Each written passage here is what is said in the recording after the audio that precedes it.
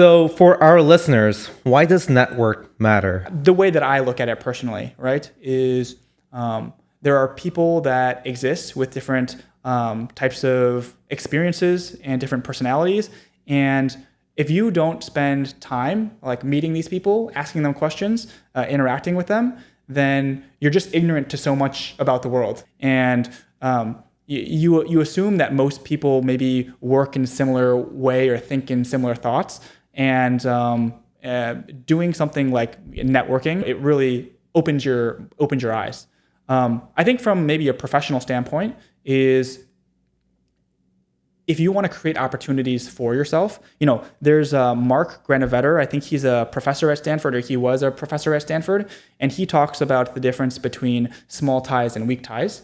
And I think especially Asian Americans in general, they're very good at strong ties, about deep ties, right? But they're not very good about having weak ties. And one of the things that Granovetter kind of highlights is that especially in a world that is rapidly changing, it's important to have many small ties. People of all different backgrounds that you just have acquaintances with and touch points with, because new opportunities, unpredictable opportunities, right. Maybe job opportunities, investment opportunities, these might emerge from having these small ties. And so I do think that from a professional standpoint or a personal standpoint, that having a network versus not having a network, it's a night and day difference. And this is something that, as somebody who didn't have a very strong financial upbringing, I didn't realize the extent to which this was important.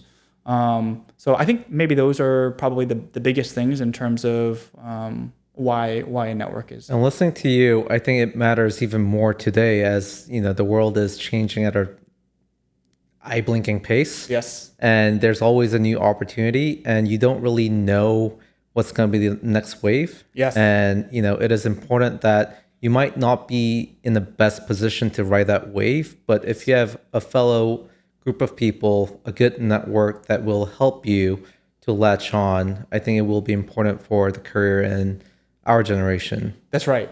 Yeah, I think, and I think the thing that might be overlooked is the network that you'll be able to attract is oftentimes related to the value that you can bring to the network. Absolutely. Seems like a lot of, especially older people, something that they yearn for is towards the end of the career, a way to give back to people, right? And the larger the network that you have, your ability to give back to that network that you've amassed over time is also a very important thing. And I think that, if you're, let's say, a computer scientist and you've just done work independently and you've had a great career over the course of 30 to 40 years and you don't have a network that exists, maybe your ability to touch the lives of people in a deep way, not having a network is a very unfortunate reality, right? But had you had a very deep network of maybe young people as well that you could give back to and maybe have an impact on in terms of fulfilling that meaning piece of the equation, I think it's very valuable in other aspects, not just professionally, but also just meaning and fulfillment as well. Absolutely. So let's talk a little bit about your startup, K-Bridge. So tell us what K-Bridge is. Yeah, so K-Bridge is a global community that exists in both a physical form and a digital form. And the origins of why K-Bridge exists, and even in terms of the mandate, which is to connect both Korean diaspora, globally minded Koreans, and even foreigners that are passionate about the future of Korea. The reason why it exists is because I moved to Korea in September of 2024, and I wasn't sure how long I'd be there. But I had thought that maybe there were other Korean Americans like myself that were living in Korea. Right. And I wondered if there was some sort of ecosystem that was connecting these individuals. Right? And not just Korean Americans. I had known that the Korean diaspora is quite large and broad, both in terms of population size, but also countries that are represented. Right. I started, when I was in Korea, meeting people from Germany, from Australia, from Brazil.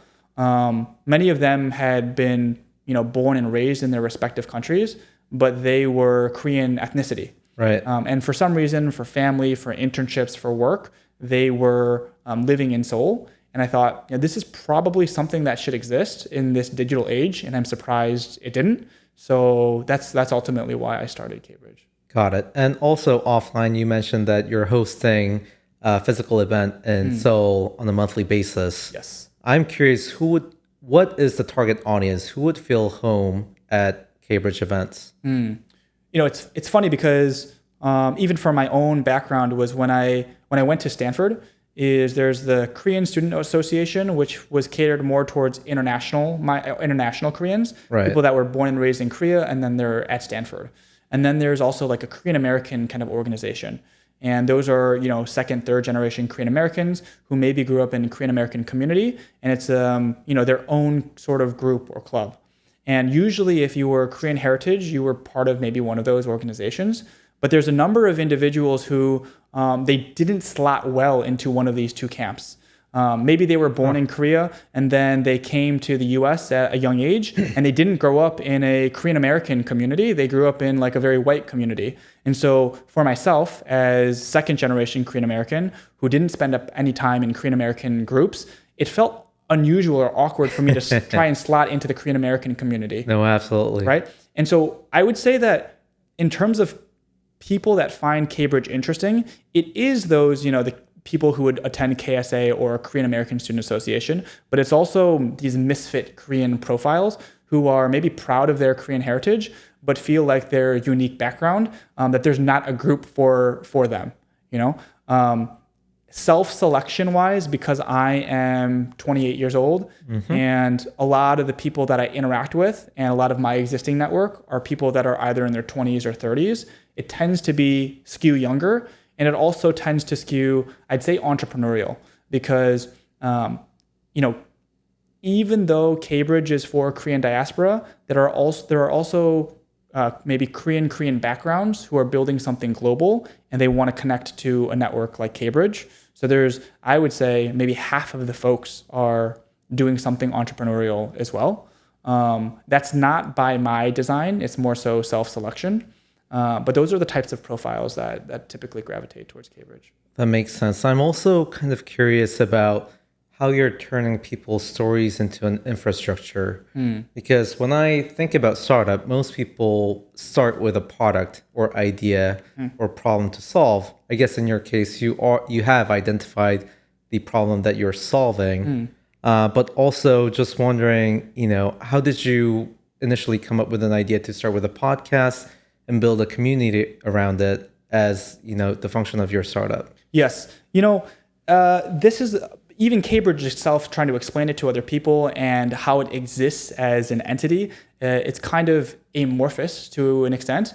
The approach that I had taken initially was, what are the things that I'm already doing or I already have a skill set in? And how can I start to build some sort of a community or ecosystem using the tools that I had, right? For the past 2 years, I had been sending out a personal email newsletter every month to a group of friends as a way to continue to build my network and to continue to keep people updated on projects that I was undertaking.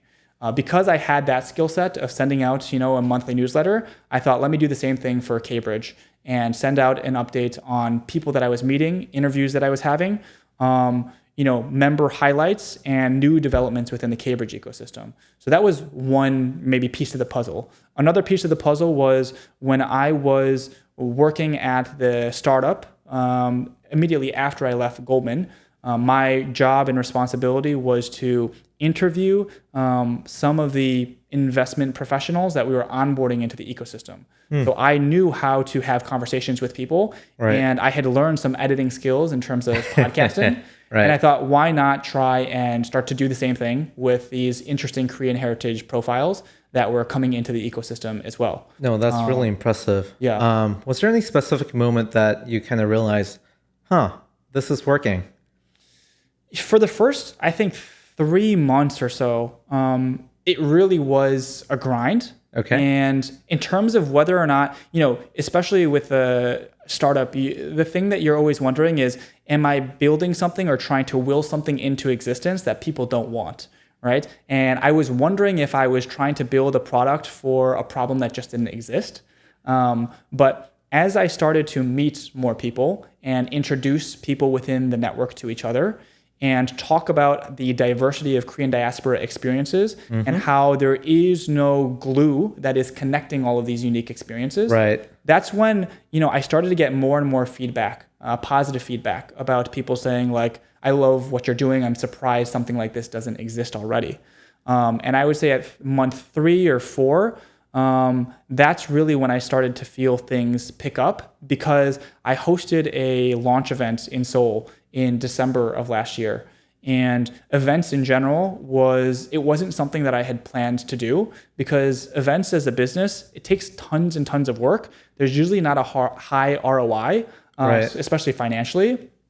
But after hosting that first event and seeing the overwhelming reaction to people just wanting to meet other Korean diaspora profiles or just globally minded Koreans, and for many people asked, like, when is the next event going to happen? Because I'd love to sign up.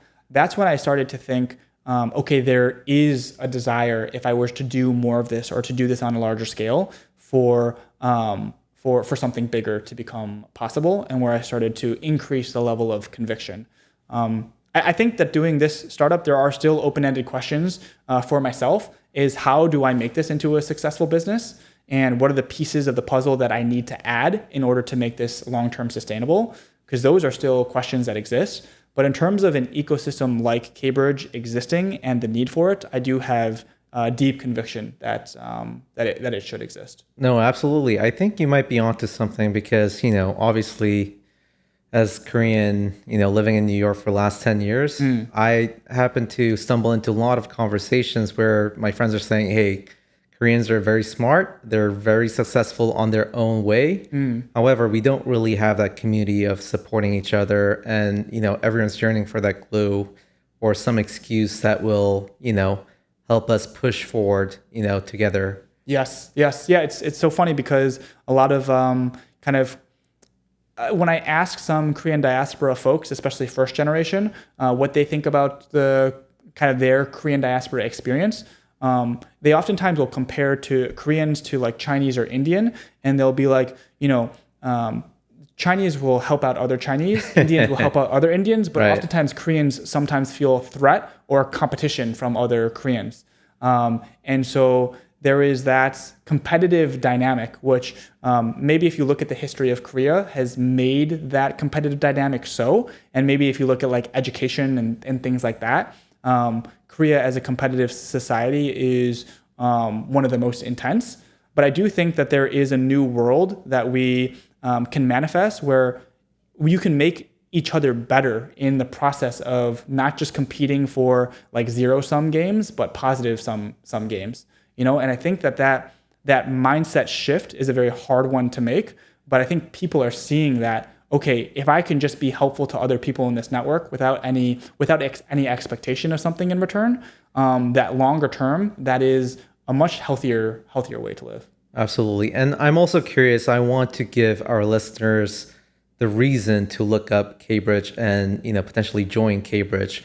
What does people in the community walk away from K-Bridge or K-Bridge meetings other than just LinkedIn connections? One of the things that I hope K-Bridge will be is a ecosystem where you can reinvent yourself, right? I think a lot of people get stuck in their own identity, whatever like mental framework that they've built. Right. And these things get enforced by the major that you choose, or the first couple jobs that you have in your career, or even your social networks as well.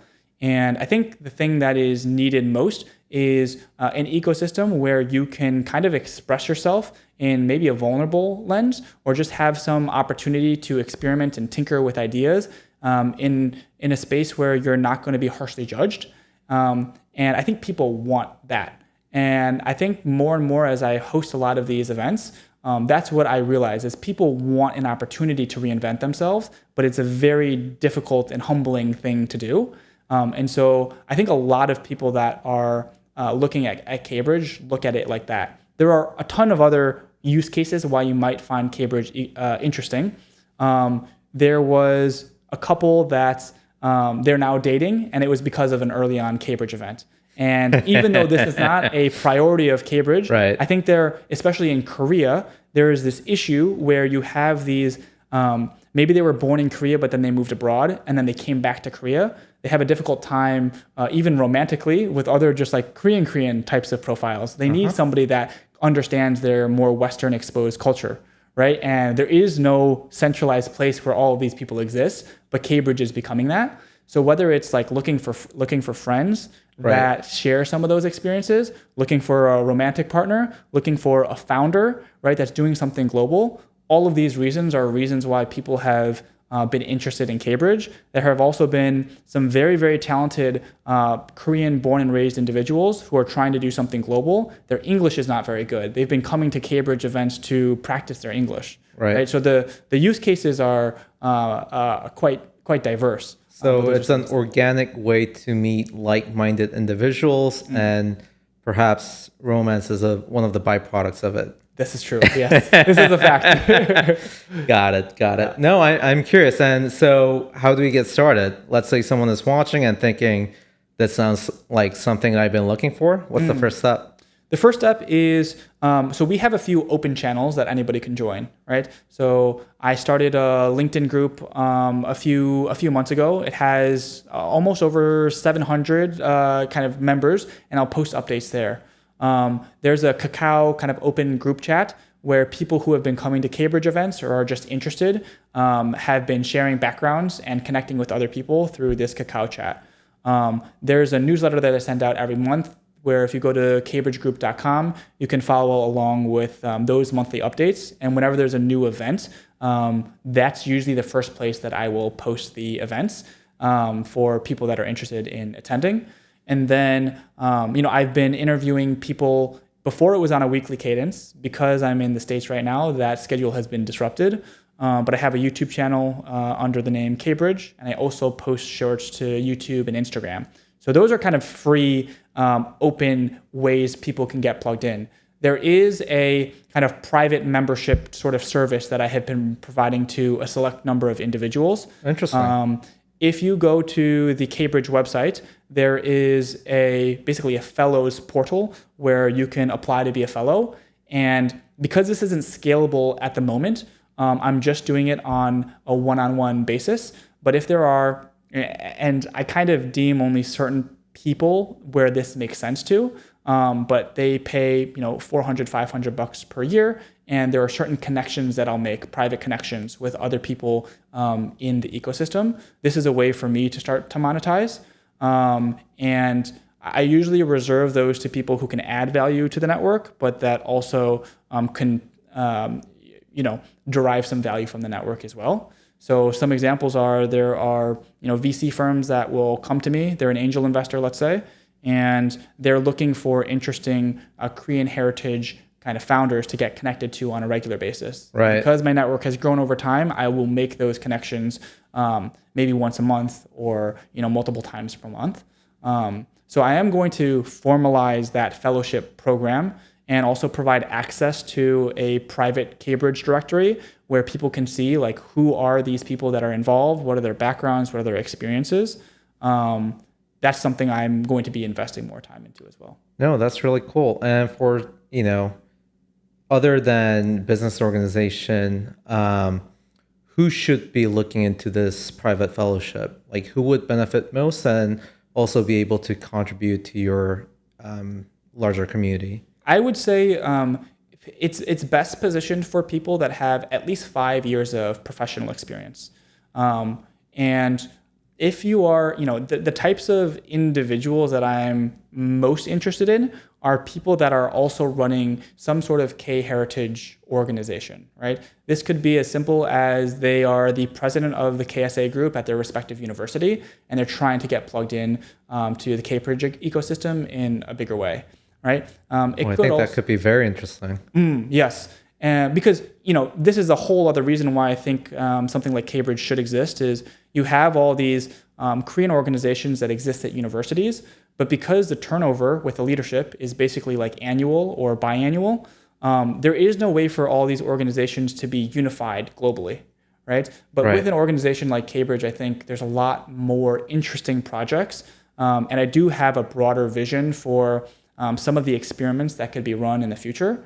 But yeah, at this point, I would say people that are passionate about connecting with other Korean diaspora types of profiles and that are pretty developed, at least 5 years of working experience, those are typically the people that are best suited for the fellowship. Absolutely. And also, is there any questions that I should have asked about K-Bridge?